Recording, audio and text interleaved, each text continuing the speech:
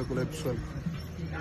Você ali hoje me com o Rodrigo, na Santa Cruz, onde que nós temos analisa pessoas quando é Mari que está em relação a essas expectativas para estrear de Cabo Verde na Copa, lugar-se bastante decorado.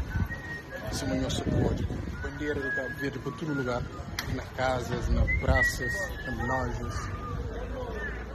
Praticamente o povo cabo-verdiano está assim melhor para ir Cabo Verde na Copa, esse manhã se pode. Lugar-se bastante bonito, pessoas na rua.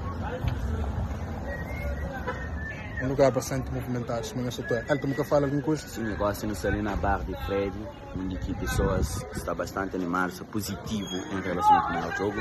O único que se chama não pode ganhar, não tem chance. Então, se nós por hoje, e onde quer saber mais de jogo, crianças se sentam no chão, está fazendo comida, está fazendo bastante, e projeto grande. Então, nós apreciamos isso. Então, nós vemos com nós, nós vemos mais, ok?